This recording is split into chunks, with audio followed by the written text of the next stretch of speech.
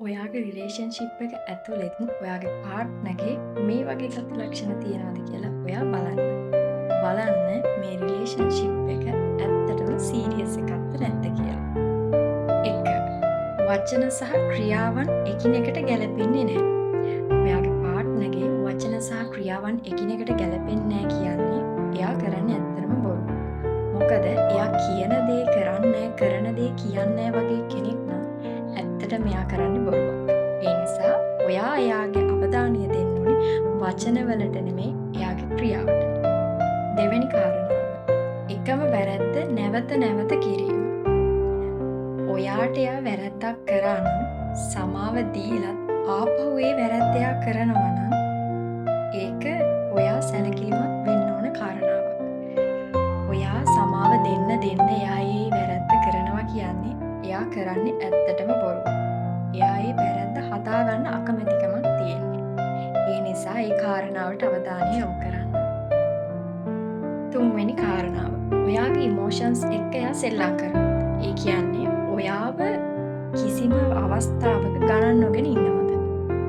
ඔයා ඕවර්තින්ක් කරනවා කියලා එයා කියනවද? එයා නිතරම රණ්ඩු කරනවද? ඔයාගේ හිත රිදවන දේවල් එයා කරනවද කියන එක ගැන සැලකිලිමත් වෙන්න. ඒ වගේ දේවල් වෙනවා නම් පොඩ්ඩක් අවධානයෙන් ඒ දිහා බලන්න. හතරවෙනි කාරණාව තමයි එයාගේ ලයිෆ් එකේ දේවල් ඔයා එක්ක ෂෙයා කරගන්න ඕනේ. ඒ කියන්නේ දවසේ වෙන දේවල්, දවසේ එයා කරන දේවල් ඔයාට එයා ඇවිත් කියනවද? එහෙම නැත්නම් එයා යන්නේ නැතෙන් ඔයාට කියනවද? ඒ වගේ දේවල් ඔයා එක්ක ෂෙයා කරගන්නවද කියන එක ගැන අවධානයෙන් ඉන්න. මෙහෙමයි පුද්ගලයා අනුව තමන්ට පර්සනල් දේවල් තියෙනවා. ඒ වුණත් තමන්ගේ පාර්ට්නර්ට කියන්න පුළුවන් දේවල් තියෙනවා. සමහර දේවල් තියෙනවා මිනිස්සු කියන්නේ නැති දේවල්. ඒ නිසා ඒ දේවල් ගැන අවධානය යොමු කරන්න. 5 වෙනි කාරණාව ඒ වගේම අවසාන කාරණාව. මේක ඉතාමත් වැදගත් කාරණාවක්.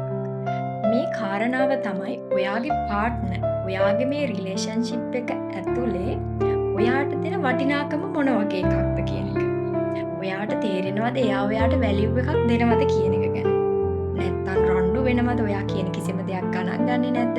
ඔයා කියන හැම දෙයකටම එකඟ වෙන්නේ නැද්ද කියන එක ගැන ඔයා සැලකිලිමත් වෙන්න ඕනේ.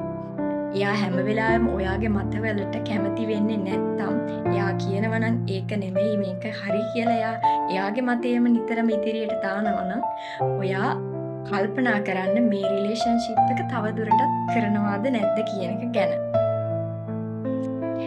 මේ හැම කාරණාවක්ම හැම රිලේෂන්ශිප් එකකටම පොදු දේවල් නෙමෙයි. ඒ නිසා මම මේ කියපු දේවල් අනවශ්‍ය විදියට පාවිච්චි කරන්න යන්න එපා. ඔයාගේ රිලේෂන්ශිප් එක ඇතුලේ බලන්න ඔයාට එයා දෙන වටිනාකම සහ එයාගේ හැසිරීම් රටාව ගැන. ඒ නිසා මම කියන දේවල් වැරදිවට තේරුම් අරගෙන ඔයාගේ ජීවිතේ ප්‍රශ්න ඇති කරගන්න එපා. බුද්ධියෙන් අවබෝධයෙන් හැම දෙයක්ම දිහා දකින්න. Good luck.